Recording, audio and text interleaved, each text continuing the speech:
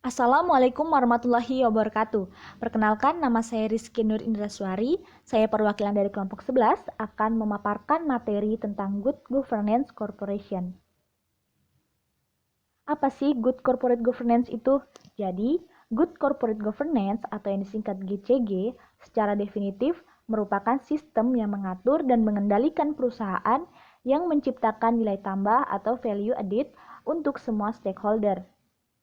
Ada dua hal yang ditekankan dalam konsep ini. Yang pertama, pentingnya hak pemegang saham untuk memperoleh informasi dengan benar dan tepat waktu. Dan yang kedua, kewajiban perusahaan untuk melakukan pengungkapan atau disclosure secara akurat, tepat waktu, dan transparan terhadap semua informasi kinerja perusahaan, kepemilikan, dan stakeholder.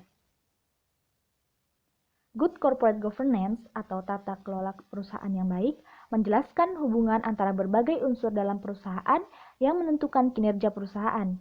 Dengan penerapan GCG dalam perusahaan, maka perusahaan mengharapkan adanya perbaikan kerja, baik secara keuangan maupun non-keuangan.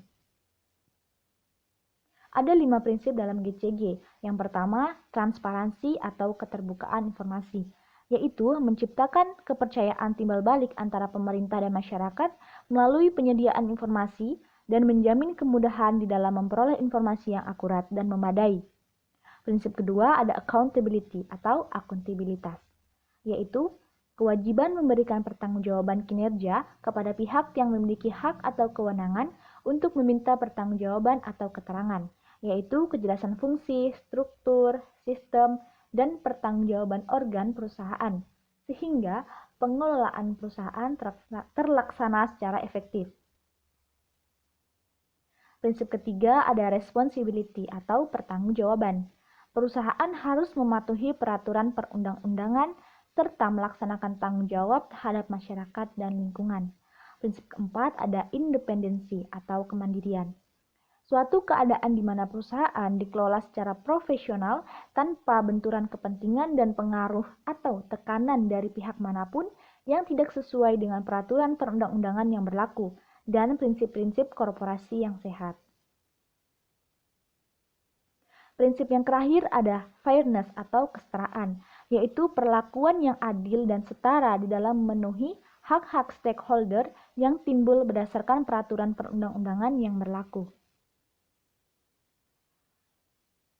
Kemudian ada tahap-tahap penerapan Good Corporate Governance. Tahap pertama itu ada persiapan. Tahap ini terdiri atas 3 langkah utama. Yang pertama, awareness building, merupakan langkah awal untuk membangun kesadaran mengenai arti penting GCG dan komitmen bersama dalam penerapannya. Yang kedua, ada tahap GCG assessment, merupakan upaya untuk mengukur atau lebih tepatnya memetakan kondisi perusahaan dalam penetapan GCG saat ini. Tahap yang ketiga ada GCG Manual Building, merupakan langkah selanjutnya setelah GCG Assessment dilakukan. Berdasarkan hasil pemetaan tingkat kesiapan perusahaan dan upaya identifikasi prioritas penerapannya, penyusunan manual atau pedoman implementasi GCG dapat disusun. Tahap selanjutnya yaitu tahap implementasi. Setelah perusahaan memenuhi semua tahapan persiapan tadi, langkah selanjutnya adalah memulai implementasi di perusahaan tersebut.